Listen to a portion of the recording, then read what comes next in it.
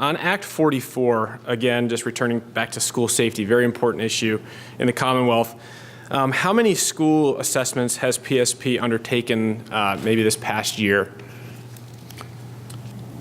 In 2018, we did 104 assessments. I don't have the actual number how many we've done so far in 2019. Okay.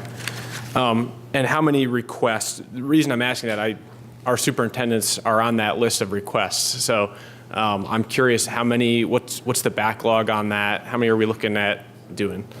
Sure. For public school through K to 12, we have 122 assessment backlog. For private school K to 12, we have a 60 assessment backlog. Higher education, we have a 16 assessment backlog, and a total education backlog basically is 198 assessments. Okay. So I'm very glad that we're up to 9 officers doing those assessments. What kind of time frame would we be looking at? Are those 9 all completely trained doing the assessments currently, or what's our time frame for that? There's a training cycle on that, if you will, sir. Yeah. The last RVAT member will receive his training here at the end of March. Okay. And there's basically an on-the-job training cycle where he'll go out and work with another team member until we get him up to speed. Okay. So that he's fully certified and familiar with it. We would hope to at least double the number of RVATs that we're doing in a 12-month period once those 2 members, or once those additional members come online. Okay. Are we looking at a year, 2 years? Conservatively, probably a year and a half. Okay. My concern with that is, if schools are requesting to have a risk vulnerability study done, and then there was an incident and PSP wasn't able to get there, does that open us up for liability? Would the school be able to say, hey, we tried, but we couldn't get it? So that would be just my concern, and I appreciate you investing the dollars and putting the time and energy into that. I just would love to see continue even more and look at some more options. Maybe there are some more options out there, but to serve these schools. Another question that I had, kind of changing gears a little bit, across the nation we've seen a huge decline in recruitment with law enforcement and finding qualified candidates. I'm just curious, have you seen a decline? You answered this a little bit, but have you seen a decline in qualified candidates for PSP?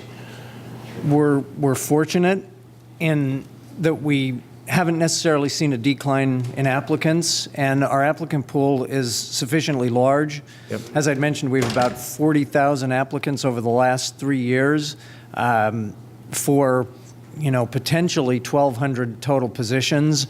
So in terms of our metrics, we really are fortunate in that we're able to get a sufficient number of qualified candidates from the large number of applicants we have.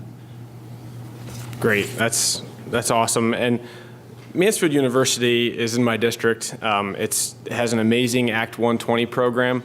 One of your former officers runs the program, Director Henry.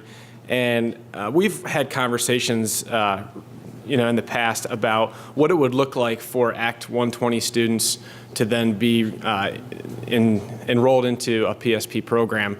Obviously, they're required to do something like 20 weeks straight now for the Act 120, and then an additional 28 weeks potentially for PSP. Would there ever be a conversation that could be had about what it would look like to do a shortened program with PSP? Because a lot of that is review, that maybe would save the PSP some money for a specific class that was just 120 students, maybe as the 4th class of the year, could do it in 10 weeks. How much money would that save? Has there been conversations about that, or could there be potentially in the future? Yes and yes. Actually, some states do something similar to that. I believe Delaware has a program similar to that, whereupon, now Delaware trains Act 120 and Delaware State Police together. They're in the same classes to start out, but then they do some sort of a reacclimation to DSP, specific to DSP policies and procedures. So there is a model for that.